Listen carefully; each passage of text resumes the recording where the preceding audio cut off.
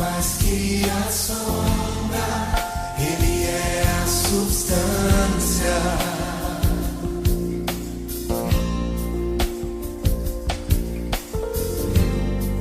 Mais que a lei e os profetas, Ele é a nova aliança.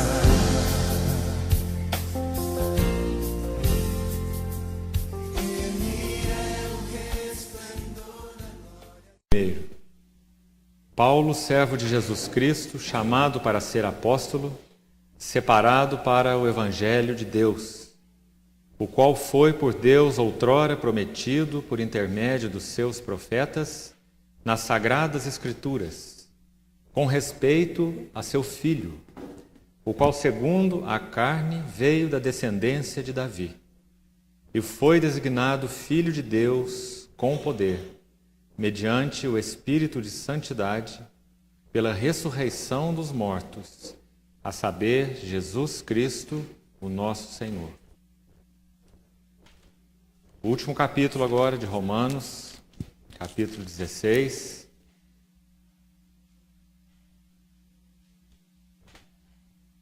Os últimos versículos, a partir do versículo 25. Romanos 16, 25.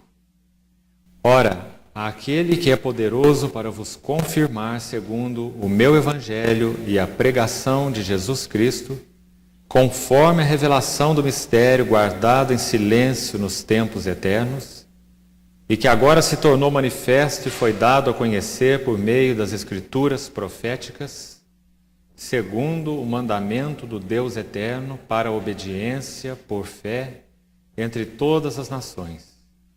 Ao Deus único e sábio seja dada a glória por meio de Jesus Cristo, pelos séculos dos séculos. Amém. No último texto, primeira epístola de Paulo aos Coríntios, capítulo 15. 1 aos Coríntios, capítulo 15, versículos de 1 a 4. Irmãos, venho lembrar-vos o evangelho que vos anunciei, o qual recebestes e no qual ainda perseverais. Por ele também sois salvos, se retiverdes a palavra tal como vô-la preguei, a menos que tenhais crido em vão. Antes de tudo vos entreguei o que também recebi, que Cristo morreu pelos nossos pecados, segundo as Escrituras, e que foi sepultado e ressuscitou ao terceiro dia, segundo as Escrituras.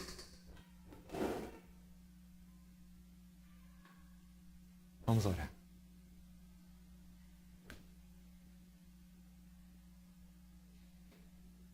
Pai, nós somos totalmente dependentes da revelação do Senhor na pessoa do Teu Filho, por meio do Teu Espírito. Desejamos ser alvo, mais uma vez, do gozo, da alegria, do privilégio de podermos ver algo mais da glória e beleza do Teu amado Filho, na Sua pessoa e na Sua obra, para que os nossos corações sejam verdadeiramente fundamentados em Ti. Pedimos ao Senhor que nos abra o simbolismo, a tipologia da Tua Palavra, trazendo luz aos nossos corações e edificando-nos com sólidas raízes em Cristo Jesus. Nós te pedimos em nome do Teu Filho. Amém. Irmãos, o texto que nós lemos de Êxodo 25,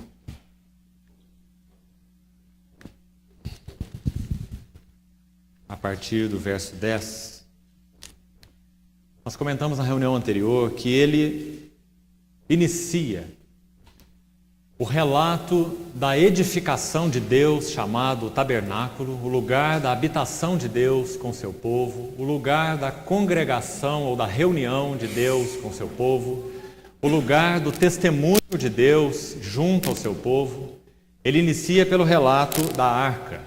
Porque, irmãos, quando Deus, então, ele deseja se mostrar a nós, ele sempre começa por si mesmo. A revelação de Deus sempre começa por ele mesmo. Nós não temos nenhuma outra forma de conhecermos a Deus se ele não decidisse se auto-revelar. Esse é um princípio muito fundamental para a nossa compreensão das Escrituras. Nós podemos ser assistidos pelo Espírito Santo em sabedoria, em entendimento, porque é propósito de Deus, na pessoa do Logos, do seu Filho, o Verbo, se revelar. Se Deus não tomasse essa decisão eterna, nós nunca poderíamos tê-lo conhecido. Então, quando Deus vai falar de si mesmo, ele começa, ou quando ele vai falar a respeito de si mesmo, ele começa por si mesmo. Porque não há nada mais importante para Deus nos falar, senão a sua própria pessoa e o seu ser. Então ele não começa nos revelando nada, por exemplo, que ele criou, mas ele começa falando dele mesmo. O primeiro versículo da Bíblia diz: no princípio criou Deus os céus e a terra. Vai descrever a criação de Deus, partindo do princípio que esse Deus decidiu criar. Não há naquele versículo nenhuma sugestão, qualquer que seja, sobre a possibilidade de haver ou não um Deus criador. Quem sabe esse universo foi obra de uma sopa química inicial, como a teoria da evolução quer nos fazer entender. Mas a palavra de Deus começa com Deus e com, então, a sua criação e o seu desejo de repartir com criaturas inteligentes aquilo que ele é. Então, quando o Senhor, decidindo-se mostrar mais claramente a respeito dele mesmo, do que então havia se mostrado na própria criação, ele então progride com a sua revelação. Não há progresso em Deus, porque se Deus pudesse sofrer qualquer tipo de progresso, ele não seria um Deus perfeito. Não há progresso nem regresso em Deus. Há progresso na nossa visão, no nosso entendimento, no nosso conhecimento de Deus.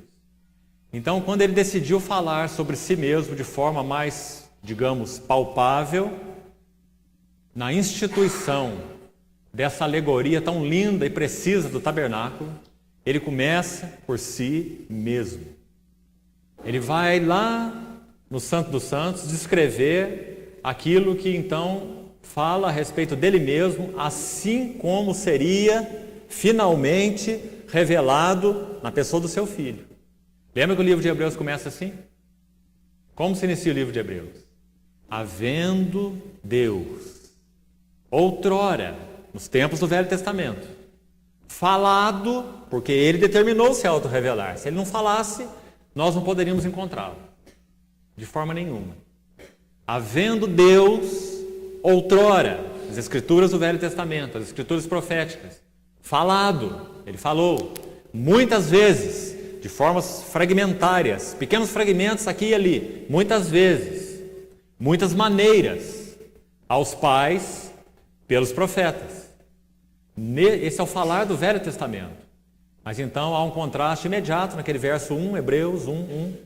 Mas, nesses últimos dias, agora verso 2, ele nos falou no Filho, ou pelo Filho, através do Filho, no Filho. Todos os sentidos estão incluídos. É no Filho, é pelo Filho.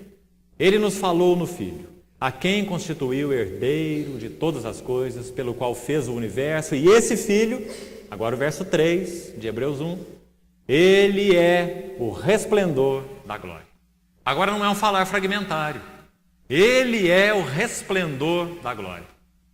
Além disso, ele é a expressa imagem do seu ser. Não é? Essa é a revelação clara de Deus na pessoa de Cristo no Novo Testamento. E é o que nós vamos hoje, através dos versos que eu li, Romanos, Coríntios, talvez mais alguns, examinar com mais detalhes. Mas eu preciso fazer essa introdução para os irmãos verem que então, nas Escrituras proféticas do Velho Testamento, Deus não está fazendo nada diferente. Ele continua falando dele mesmo. Só que ele está falando na tipologia. Sabe, irmãos, por que muitos eruditos consideram porções da palavra de Deus como inúteis? Porque o entendimento deles está obscurecido. Falta-lhes a chave que abre o entendimento de toda a palavra de Deus, de Gênesis e Apocalipse. E essa chave tem um único nome: Cristo. Cristo é a chave que abre o livro de Gênesis, Êxodo, Levítico, Números, Deuteronômio. Se você não vê Cristo nesses livros, é só história. Mas se você vê que o propósito de Deus, não por forçar a sua imaginação, não por tentar colocar os teus conceitos do que você entende nos textos, nas escrituras veterotestamentárias, mas porque você sabe pela revelação do Novo Testamento, por exemplo, o texto de Hebreus que eu citei e muitos outros, Coríntios, Romanos, que as escrituras do Velho Testamento tinham uma finalidade, além de específica, literal, Deus se mostrar ao povo dentro daquela dispensação, vamos dizer assim, aquela revelação do Senhor apontava para algo muito maior. Tinha um sentido, então, tipológico ou profético. Nós temos 17 livros proféticos do Velho Testamento, de Isaías até Malaquias. São 17 livros. Todos esses livros proféticos apontam para Cristo. Nós temos 5 livros chamados da lei, ou Pentateuco. Todos apontam para Cristo. Nós temos 5 livros chamados de sabedoria ou de poesia. Todos apontam para Cristo. Agostinho escreveu um comentário dos 150 salmos, mostrando que em todos os 150 salmos a pessoa de Cristo é revelada. Messianicamente, profeticamente, como profeta, sacerdote e rei, nos seus ofícios, na sua obra, na glória da sua obra, na glória da sua pessoa, porque todas as escrituras apontam para Cristo. O Senhor Jesus ressuscitado, se você quiser conferir, Lucas capítulo 24, depois da ressurreição, quando ele se colocou no caminho de Emaús, conversando com aqueles 2 discípulos a caminho de Emaús, você se lembra?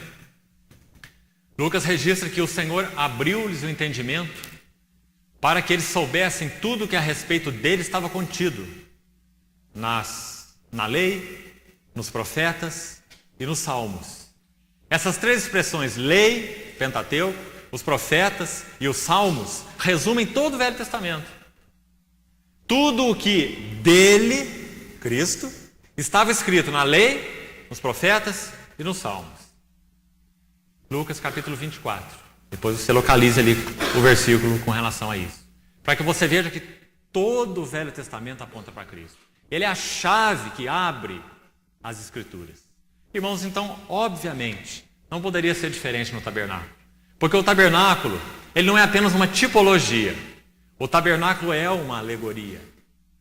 Porque a mensagem de cada item, a mensagem de cada móvel, cada utensílio, cada cortina, a disposição de tudo aquilo, aqueles 3 ambientes, o átrio, o santo lugar, lugar santo, tudo aponta para Deus revelado na pessoa do Salvador divino, humano, que é Cristo, e a obra que esse Salvador divino, humano, realizou na cruz do Calvário. Por isso há sangue no tabernáculo, há sangue na entrada e há sangue no outro extremo, há sangue no altar de bronze e há sangue no propiciatório, né?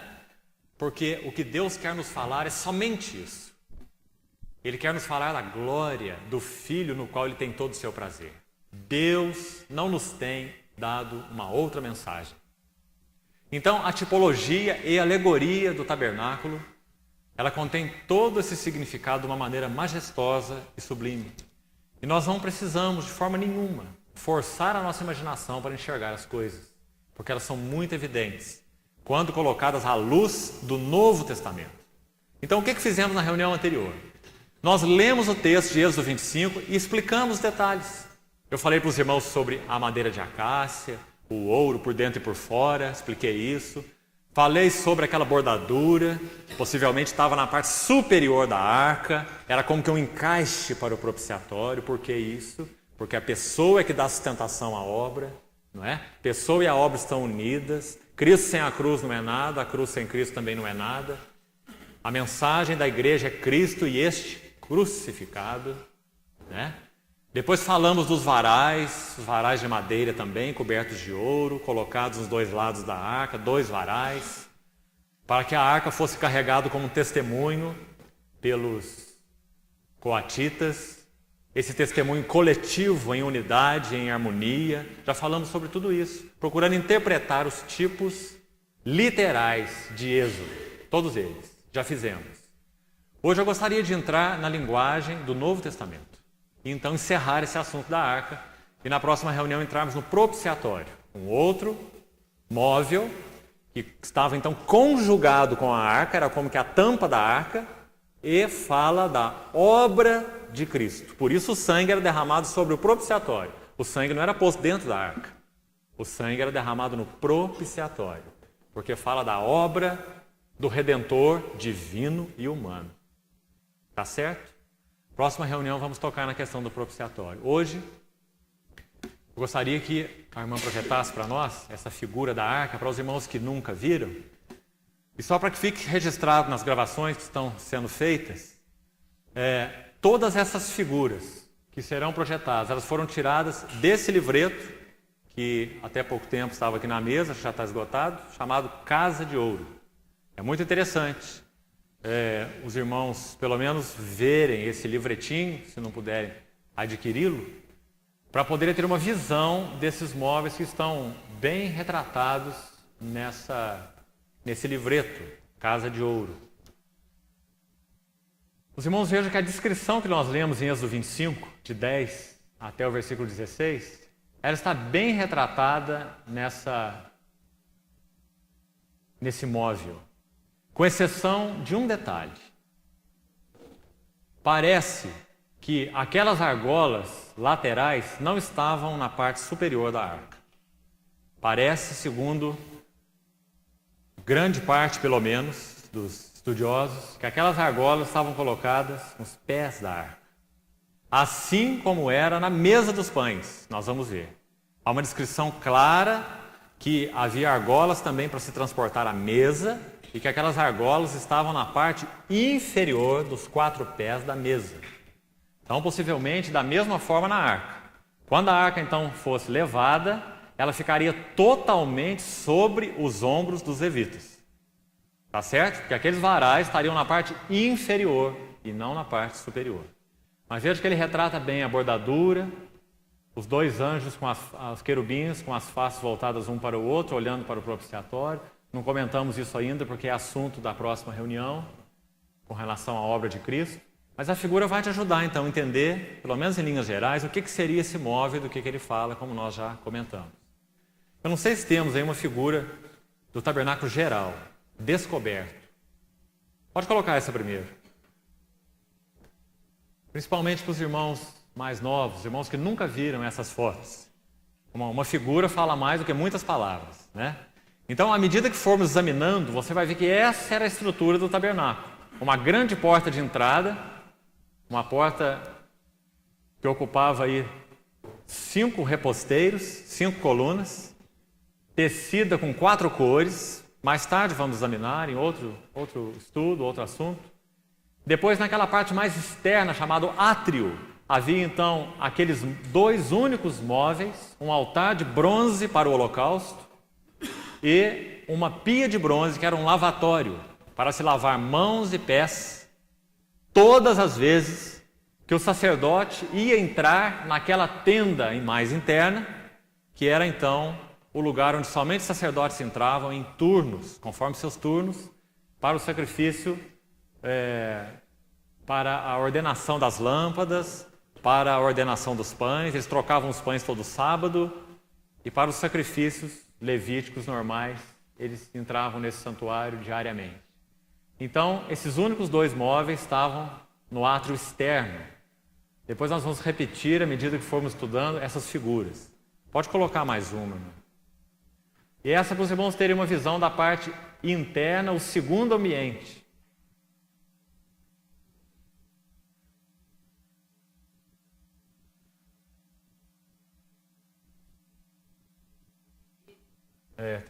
Está na posição errada. Não, então volta. Mais um erro no livro. Põe aqui, levanta. O que estava do lado direito, na face norte do tabernáculo, não era o candelabro, era a mesa. Então, a porta de entrada está aqui, né? A porta do tabernáculo é voltada para o sol nascente, para o oriente. A face leste, o oriente, sol nascente. Então, a face norte está à direita. Então, quando se entra pela porta do átrio, você tem aqueles dois móveis que eu já mostrei, o altar de bronze e a pia de bronze. Depois tem esse compartimento que está lá mais interno, só os sacerdotes entram aí. E do lado direito está a mesa, face norte, a mesa. Face sul, o candeeiro. Esse foi um erro tremendo dessa gravura aí. Podia estar assim de jeito nenhum.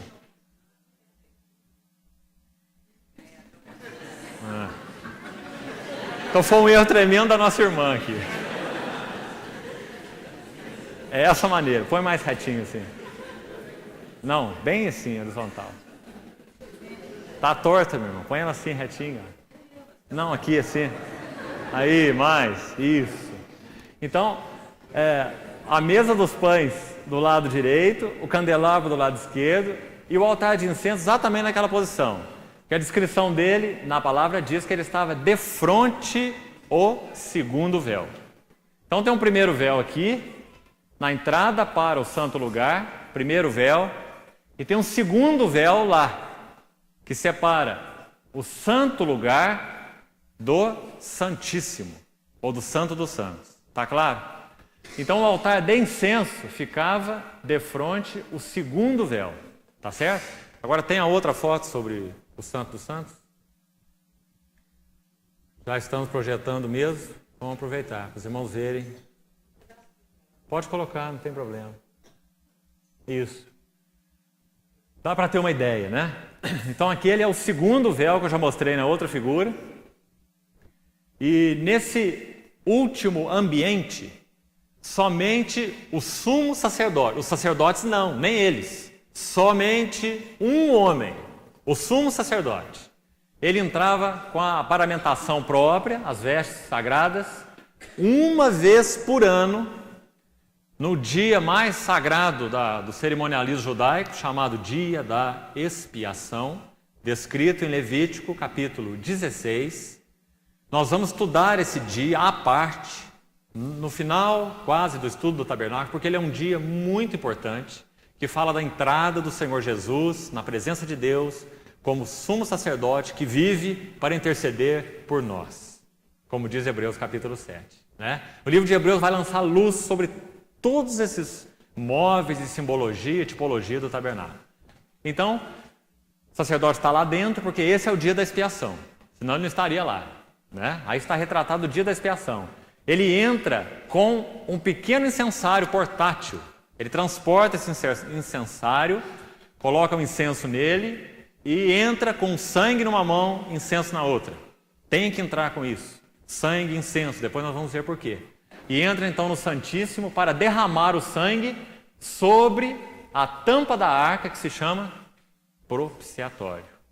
Depois há uma simbologia maravilhosa, com toda a luz necessária do Novo Testamento para nós entendermos isso, principalmente no livro de Hebreus. Vai chegar o momento oportuno de nós examinarmos a beleza de tudo isso. Pode apagar, só para os irmãos terem então uma ideia geral. Vamos então nos textos. Aliás, antes de irmos nos textos do Novo Testamento, eu preciso de dois textos aqui no livro de Números. Pediria para os irmãos abrirem suas Bíblias no livro de Números. Vamos ver primeiro aqui no capítulo 2, versículo 2 e depois o versículo 17. Preste atenção nesses dois versículos. Números, capítulo 2, versículos 2 e 17. É importante nós considerarmos hoje, então, como eu disse, a luz do Novo Testamento sobre a arca. O que aquele móvel tipificava? Já fizemos um tanto na reunião anterior e hoje vamos prosseguir enfatizando um ponto na reunião de hoje. A primazia da arca. A preeminência da arca. Por que a arca tem preeminência, tem primazia?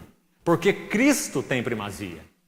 Porque tudo que Deus tem para nos falar é a respeito da pessoa gloriosa e da obra gloriosa que o seu Filho realizou na cruz do Calvário. Glória da pessoa e glória da obra, arca e propiciatório. Então nós vamos ver na linguagem do Novo Testamento daqui a pouco, por que essa preeminência da arca? É por causa da preeminência de Cristo. A primazia da arca, quando o Senhor vai começar a descrever o tabernáculo para Moisés, ele começa com a arca, assim como o Novo Testamento começa com Cristo.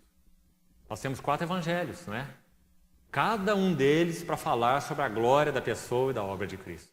Mateus mostra um aspecto, Marcos mostra outro, Lucas mostra outro e João mostra outro, não é assim?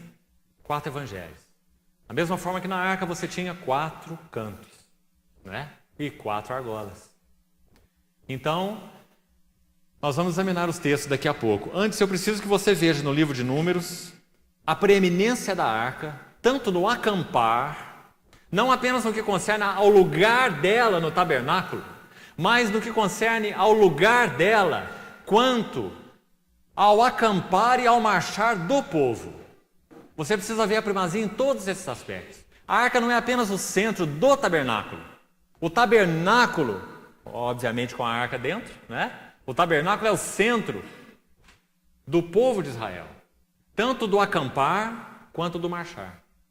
Tanto do descansar quanto do mover. A arca está no centro.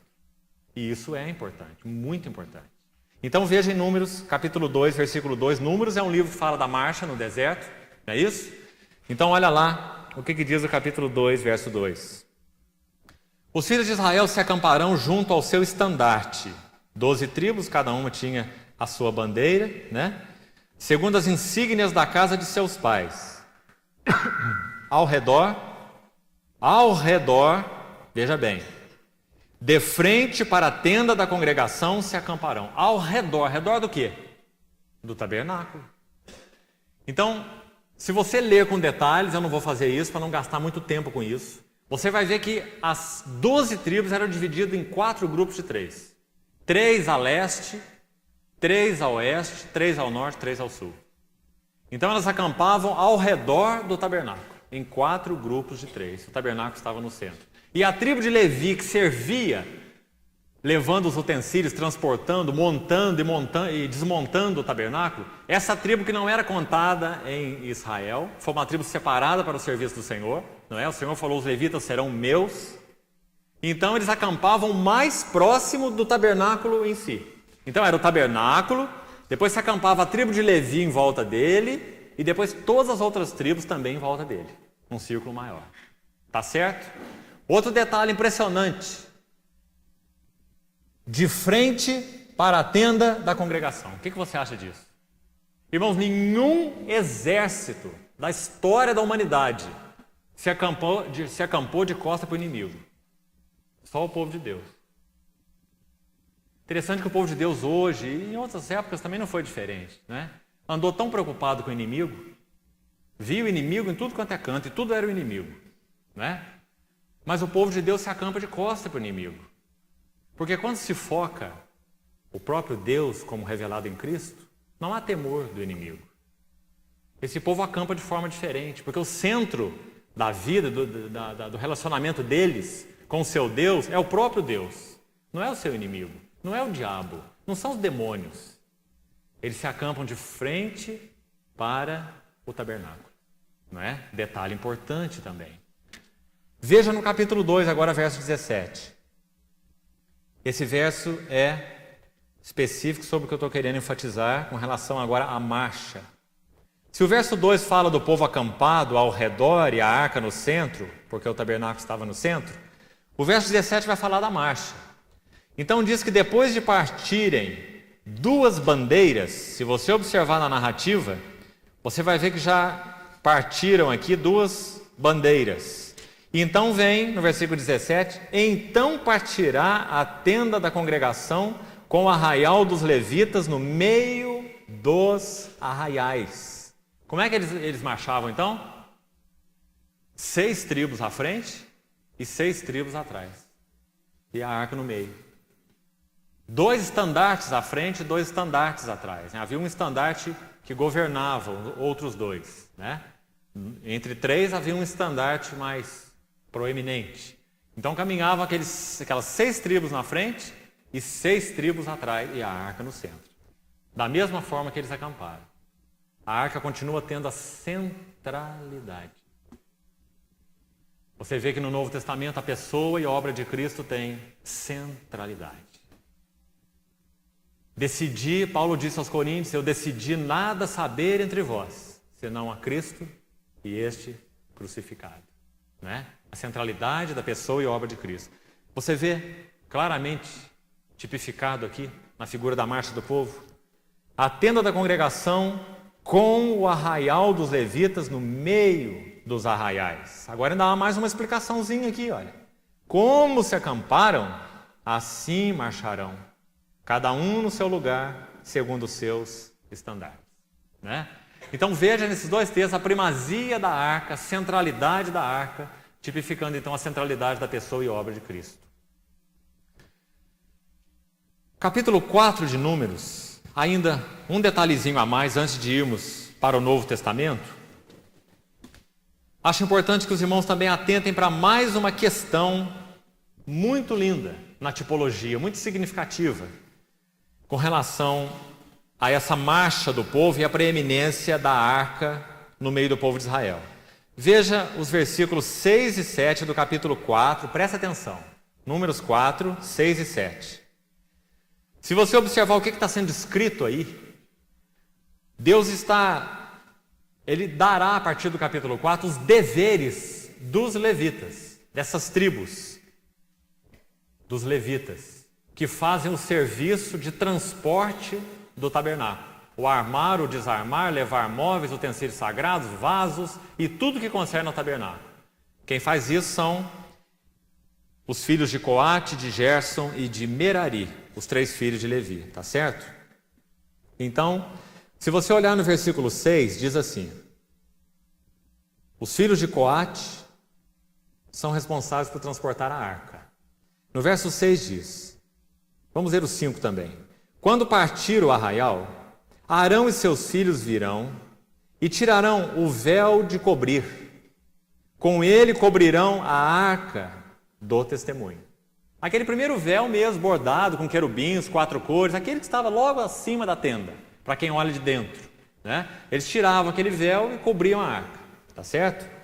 Depois diz, no verso 6, presta atenção, por cima lhe farão uma coberta de peles de animais marinhos. Então, pela ordem, primeiro aquele véu, que protege mesmo ali o acesso para o Santo dos Santos, aquele véu de 4 cores, com os querubins bordados, esse véu vai sobre a arca. Depois no verso 6, uma outra coberta, pele de animais marinhos. E depois uma terceira coberta, ainda no verso 6, e sobre ela estenderão um pano todo azul e lhe meterão os varais. Agora, eu não vou fazer, mas se você ler o verso 7 com atenção e prosseguir, você vai ver que a arca no transporte era diferente de todos os outros móveis no que concerne a aparência externa. Irmão, esse é um detalhe, mas é um detalhe muito precioso. Quando você olhava, eu vou explicar já por quê. Quando você olhava o tabernáculo, como nós vimos na figura que foi projetada aqui, pelo lado de fora, o que você via? Você via aquela pele de animais marinhos. Há discordância dos estudiosos sobre o que seriam esses animais marinhos. Se seria o chamado boi marinho, que era comum ali naquela região do mar Mediterrâneo, se seriam os texugos, que eram muito comuns, como se fosse um grande rato, né? Os texugos, e essas peles, então, facilmente também encontradas ali, esses animaizinhos, ali naquela borda toda do Mar Vermelho, do Mar Mediterrâneo. O que interessa é que eram peles de animais marinhos, não importa que tipo de animal ele seja. Então, olhando do lado de fora, a aparência é totalmente rústica. Você vê como se fosse um grande rato caminhando pelo deserto, não é? Um grande texugo, é isso que você vê. Isaías 53, quando fala do Senhor Jesus, diz assim, que ele não tinha aparência e nem formosura. Olhámo-lo e nenhuma beleza havia que nos agradasse. Mas ele levou sobre si a iniquidade de nós todos. né? Mas, irmão, há um detalhe com relação à marcha que é muito interessante.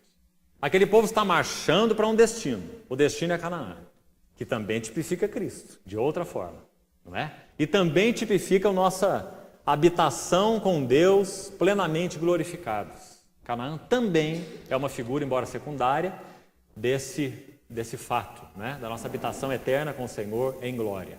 Então veja bem agora, quando o povo estava marchando, os outros móveis estavam cobertos com essa pele de texugo, mas a arca estava coberta mais externamente com o pano azul. Então, ora, como se você estivesse olhando de cima, o que você vê? Aqueles móveis todos com aquela mesma aparência do tabernáculo geral, aquelas peles rústicas, mas havia um móvel, se você então olhasse de cima, que estava ali com aquele pano azul grande colocado sobre ele. O que isso fala?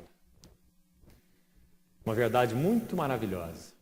O azul, nós vamos ver quando estudarmos a simbologia, a tipologia dos tecidos, o azul fala do que é celestial, muito claramente, né? Da natureza divina do Senhor, como profeta, como aquele que de Deus veio até nós, não é? Aquele que é o Filho do homem que desceu do céu, o azul. Então, quando a arca é transportada diferenciadamente de todos os móveis, com esse pano azul sobre ela, por quê? Será que é aleatório que o Espírito Santo fez? Não. É porque há um reflexo tipológico, é claro, do que o Novo Testamento anuncia, então, com todas as letras. Que o nosso Senhor Jesus é aquele que, sendo homem, por causa do processo que ele já passou, entregando a sua vida na cruz do Calvário, em obediência até a morte, morte de cruz, e ressuscitado pela glória do Pai, ele é o homem que já está nos céus em glória. E que por isso lidera o povo em toda essa marcha segura e firme. Quando você abre o livro de Hebreus, o que você vê? Hebreus capítulo 6, abra lá. Hebreus capítulo 6. Presta atenção nesses versículos. Hebreus 6, 18 a 20.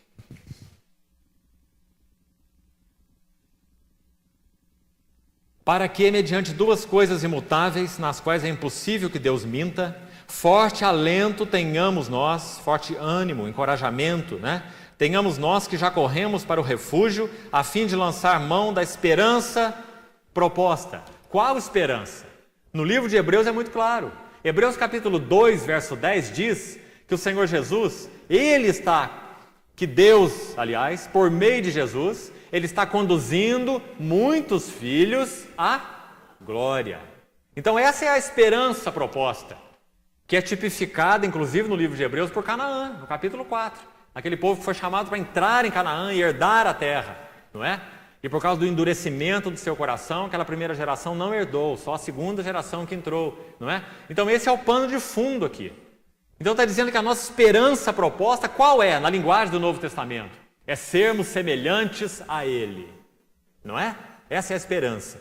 Então o verso 19 diz, a qual essa esperança temos por âncora da alma, segura e firme, e que penetra, aonde?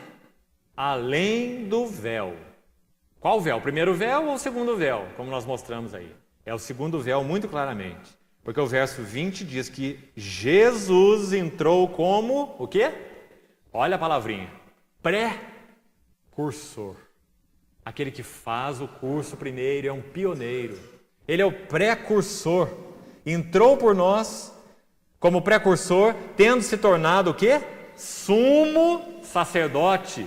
O único que entra lá no Santo dos Santos é o sumo sacerdote. O sacerdote não entra, não é? E aquele sumo sacerdote, então, da ordem levítica, ele era uma figura de Cristo, que é o eterno sumo sacerdote. Não é um sumo sacerdote da ordem de Levi, ele não tem nada a ver com Levi, ele é da tribo de Judá. E ele é um sacerdote de uma ordem superior, como o livro de Hebreus vai nos mostrar, de uma ordem eterna, de uma ordem celestial. É um sacerdote que não teve princípio de dias, como Hebreus nos diz no capítulo 7, lembra? É um sacerdote que não tem fim de existência, porque é o eterno Filho de Deus, que se encarnou e que se tornou então nosso sumo sacerdote por causa da obra que ele realizou na cruz. Como já citei para os irmãos uma outra vez, Imagine um navio e a sua âncora. Aqui diz que essa nossa esperança de ser como Ele, de estar com Ele, de vê-lo como Ele é, de sermos transformados na sua própria imagem, essa é a nossa esperança, ela é uma âncora da alma. Aqui diz que a esperança é a âncora, muito claramente, não é? Então nós temos essa âncora lançada além do véu. Essa âncora, irmão, não é uma coisa, não é? O contexto aqui é tão claro, verso 20, aonde Jesus entrou por nós. Ele é a âncora. Ele entrou nesse santo do santo celestial. Ele está na presença imediata de Deus. Ele entrou nesse santuário celestial com o seu próprio sangue.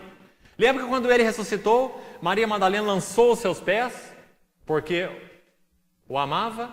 Então ele diz assim para ela, mulher, não me detenhas, porque eu ainda não subi para o meu Pai. Mas vai ter com os meus irmãos e dize-lhes, subo para o meu Pai, vosso Pai, meu Deus e vosso Deus.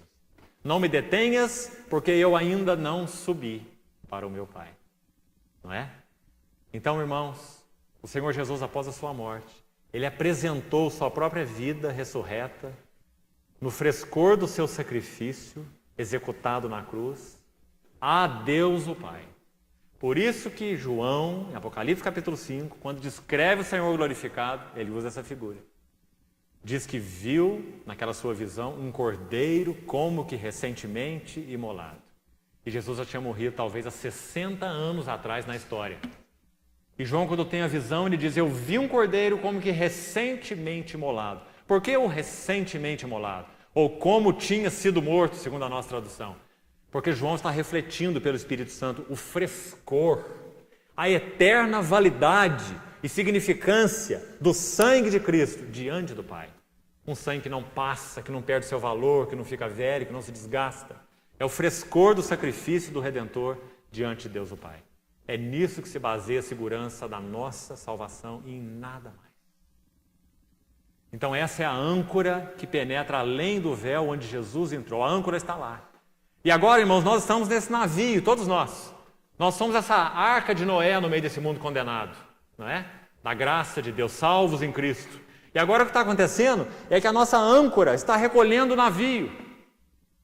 E vai chegar um momento quando o navio vai estar junto com a âncora. Porque a âncora está recolhendo o navio. Ele está conduzindo muitos filhos à glória. Então esse pano azul sobre a arca, ela tipifica, significado tipológico, é Jesus Cristo, homem glorificado. Aquele que então já está lá, já entrou por nós, segurança de que nós também estaremos lá. Isso foi o que o Espírito Santo quis deixar na tipologia. A arca é transportada então dessa forma diferente, não é? O povo estava marchando para Canaã, a arca no meio, com aquele pano todo azul, como que um destino garantido, uma segurança, como se a arca conhecesse o caminho. O povo era dirigido por aquela nuvem, por aquela coluna de fogo, e eles podiam estar seguros. Lembra que quando eles foram passar o Jordão, o que aconteceu? 6 tribos na frente, 6 tribos atrás, a arca no meio, assim que eles marcharam. Mas quando chegou a hora de passar o Jordão para entrar em Canaã, o que aconteceu? Hein? A arca vai para frente, no ombro dos levitas. E quando os pés dos levitas tocam as águas, o Jordão se abre. E os levitas descem e a arca permanece aonde?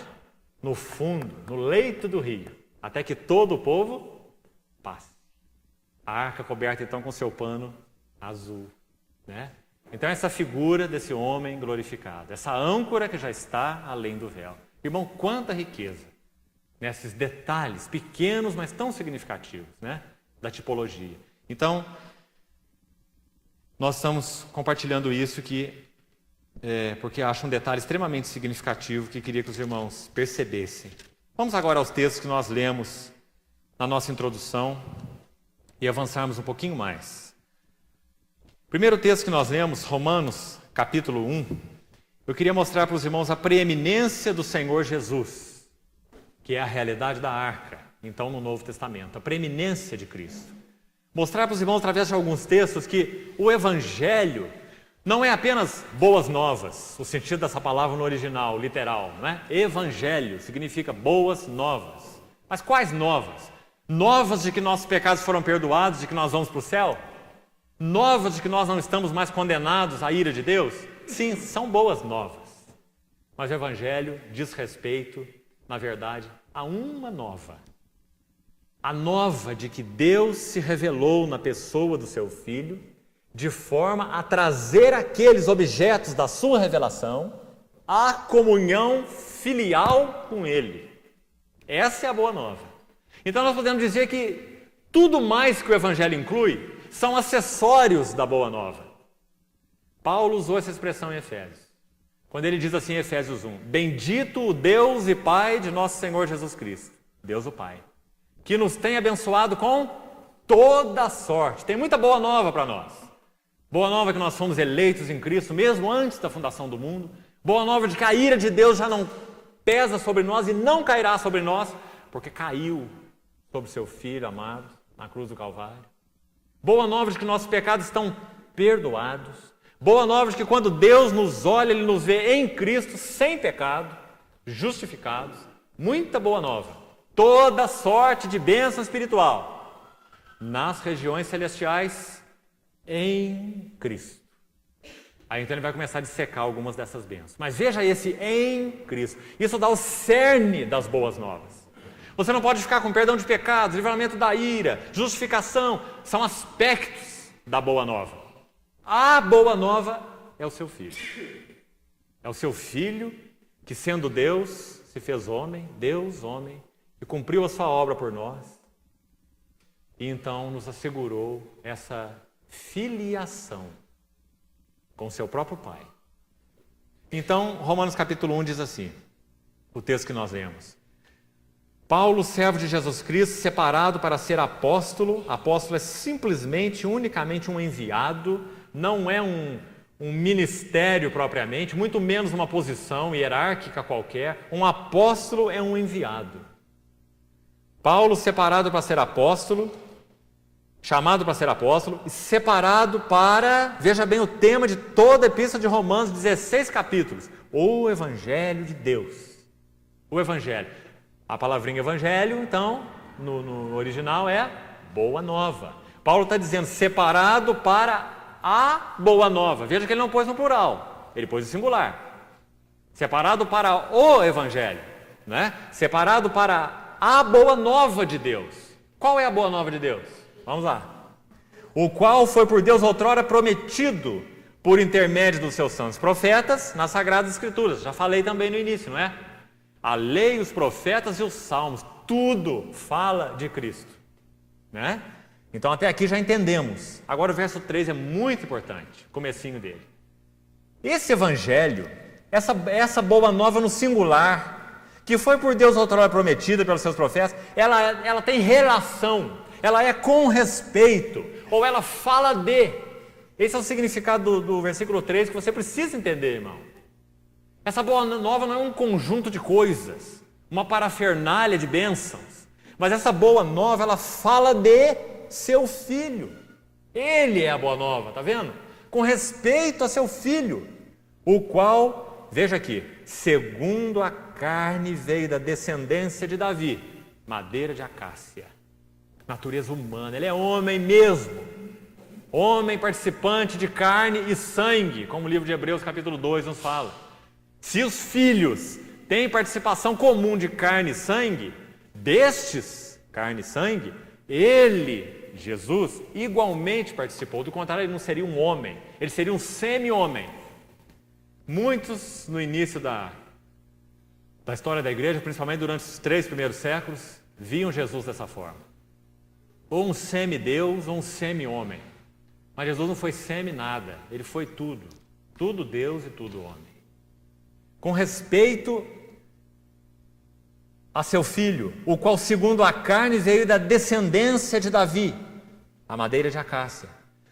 Versículo 4, e foi designado ou manifestado Filho de Deus com poder, segundo o Espírito de Santidade, pela ressurreição dos mortos. Não significa que ele não era Filho de Deus antes, é claro. A palavrinha designado no original significa o seguinte, presta atenção nessa palavra para você entender. Você ganha um pouquinho de semente. Mas você não é um bom agricultor, você não sabe sobre sementes, quase nada. Só tem uma maneira de você saber semente do que é. Plantar. Né?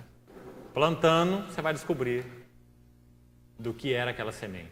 A palavrinha designado significa exatamente isso. Significa que a prova de que Jesus era o Filho de Deus é a sua ressurreição. Ele foi plantado. E por causa da sua ressurreição, ele foi designado, como que desabrochado, o Filho glorioso de Deus. Segundo o Espírito de Santidade, olha o pela aí, pela ressurreição, tá vendo? Então a semente foi plantada e o fruto apareceu. Designado Filho de Deus. Então a prova de que ele era realmente o Filho de Deus. Mas ele não se tornou Filho de Deus depois da ressurreição, como alguns hereges do passado pregavam. Que ele foi adotado como filho. Não. Ele é filho. E foi designado filho pela ressurreição. Ou se mostrou plenamente como filho. Tá certo? Então aqui você vê o ouro lá da arca. O ouro por dentro e por fora. Tá certo? De uma maneira então tão clara agora na luz do Novo Testamento. Essa é a preeminência de Cristo, irmãos. Por isso a primazia da arca. Primazia no acampamento, primazia na marcha, primazia para atravessar o rio, primazia no culto.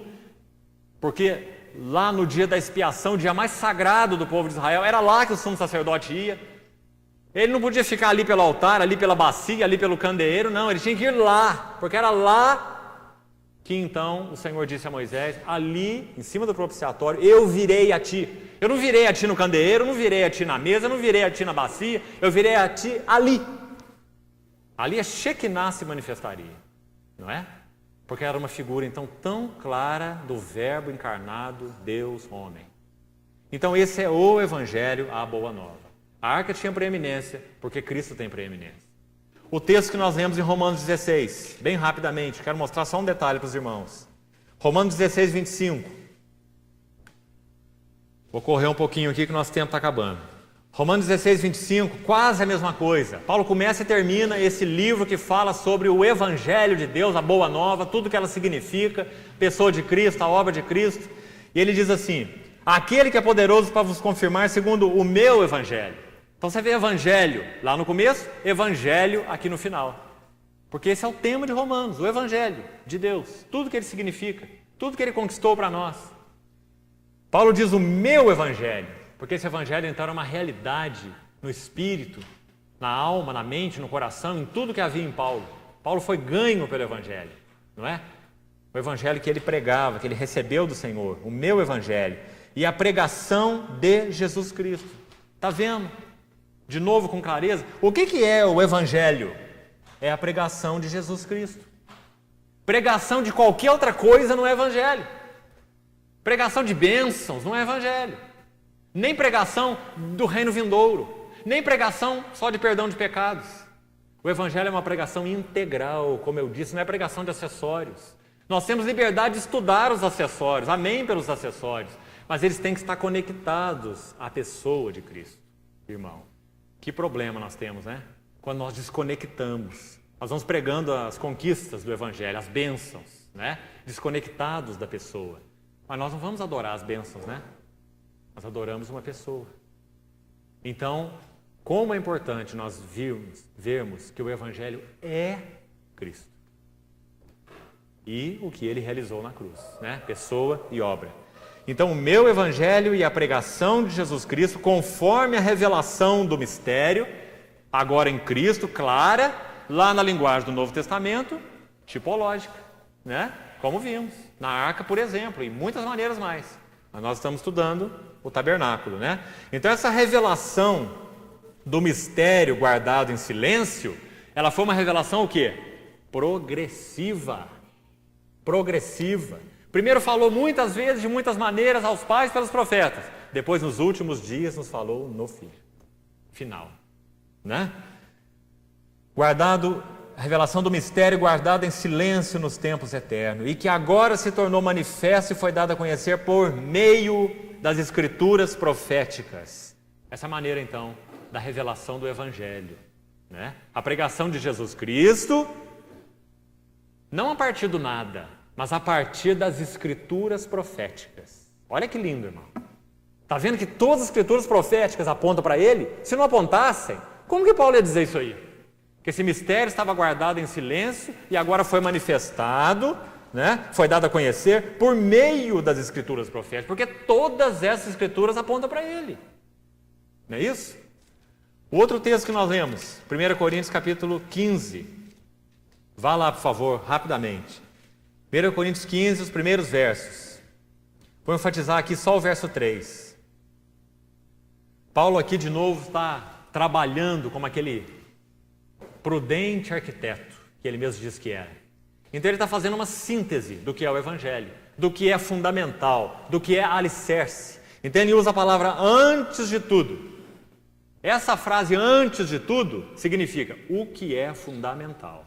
Antes de tudo. É como se ele estivesse dizendo, olha, eu não tenho nada para falar sem falar isso primeiro. Então ele diz, antes de tudo, então é o que é fundamental que ele vai falar aqui. Eu vos entreguei. Veja que Paulo se vê como um dispenseiro. Ele não inventou nada, ele não teve alucinação, nem visão, não é? Da sua própria mente. Ele está dizendo, eu entreguei o que eu também recebi. Que palavra simples, né? Aprove a Deus pela sua graça revelar o seu Filho em mim. Lembra que ele fala isso em Gálatas? Veja, aprove a Deus. Senão ninguém poderia conhecê-lo. Aprove a Deus. Fazer o quê? Revelar o seu Filho em mim, Paulo, para que eu o pregasse entre os gentios. Então ele está dizendo, vos entreguei o que eu recebi, nem mais, nem menos. Aí ele começa a falar sobre o que é o Evangelho, o que ele recebeu.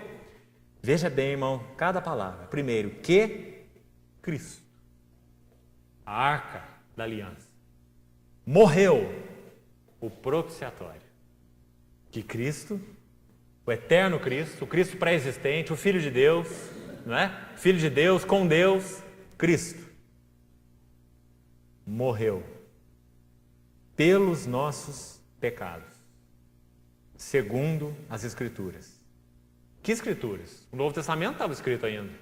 Quando Paulo fala as Escrituras, ele está se referindo ao Velho Testamento, porque não tinha Novo Testamento, certo? Então Paulo está dizendo que a mensagem Cristo morreu, ela está por todas as Escrituras. Ela está em Gênesis, em Êxodo, em Levítico, em Números, e etc, etc. Cristo morreu pelos nossos pecados, segundo as Escrituras. E foi sepultado e ressuscitou o terceiro dia, também segundo as Escrituras. Muito claro. Abra, por favor, em Atos. Rapidamente, mais um texto. Atos 5, 42. Tudo que estamos fazendo aqui hoje, para encerrarmos esse assunto da arca em si e partirmos para o propiciatório, é mostrar para os irmãos o porquê da primazia da arca, o porquê da preeminência da arca no culto, na marcha, no acampamento do povo de Israel. Até nas batalhas do povo de Israel a arca era preeminente, não é? Porque Cristo tem a primazia em toda a revelação de Deus. Atos capítulo 5, versículo 42. Veja aqui sobre a vida dos apóstolos na igreja primitiva. Você sabe que aí nesse contexto eles foram chamados perante o Sinédrio, né? Versículo 40 diz, chamando os apóstolos, açoitaram-nos e ordenando-lhes que não falassem o nome de Jesus, os soltaram. Capítulo 5, verso 40. E eles se retiraram do Sinédrio, regozijando-se por terem sido considerados dignos de sofrer afrontas por esse nome. Agora presta atenção. E todos os dias, no templo e de casa em casa, não cessavam. Se você vê aqui o verso 40, que dá o contexto, esses cessavam são os apóstolos, né? São eles que são denominados ali no verso 40. O que os apóstolos faziam diariamente, como diz aqui, todos os dias, no templo e de casa em casa? O que estava na boca desses apóstolos? Era a pregação de perdão de pecados, era a pregação do Senhor que virá um dia? É claro que incluía isso, tudo isso. Ele designou um dia que vai julgar vivos e mortos por meio de Jesus, não é isso? Nós, por ele, somos livres da ira vindoura, muitas coisas. Mas veja bem aqui o foco. O foco. Todas essas coisas, bênçãos, privilégios, nos advêm pela pregação e pelo conhecimento dele, porque estão nele. Cristo não nos dá a vida eterna. No Filho está a vida. Quem tem o Filho tem a vida. Cristo não nos dá a paz. Efésios 2 diz que Ele é a nossa paz. Colossenses diz que Cristo é tudo e em todos. Então, os irmãos, vejam a importância de fazer essa conexão. Atos 5, então, 42, não cessavam, aliás, todos os dias, no templo e de casa em casa, não cessavam de. Vou terminar explicando para os irmãos rapidamente duas palavras aqui, importantíssimas. Primeira, ensinar, didaquê. Primeiro aspecto, primeira perna do equilíbrio do ministério apostólico. Eles, os apóstolos, ensinavam. Eles não apenas falavam sobre Cristo, eles ensinavam. Eles eram mestres. Não cessavam no templo de casa em casa de ensinar, didaquê, e de pregar. A palavra grega é querigma, significa proclamar, anunciar ou pregar. Didaquê, querigma. São as duas pernas do equilíbrio do andar apostólico e do mover apostólico.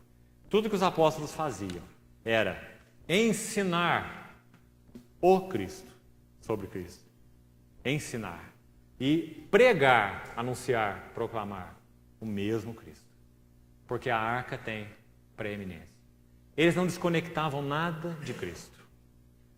Qualquer tipo de bênçãos ou qualquer tipo de juízo estava conectado a Cristo. Aos Coríntios, quando Paulo escreve aos Coríntios, num lindo capítulo, 2 Coríntios capítulo 2, quando ele fala também sobre esse ministério, ele fala assim,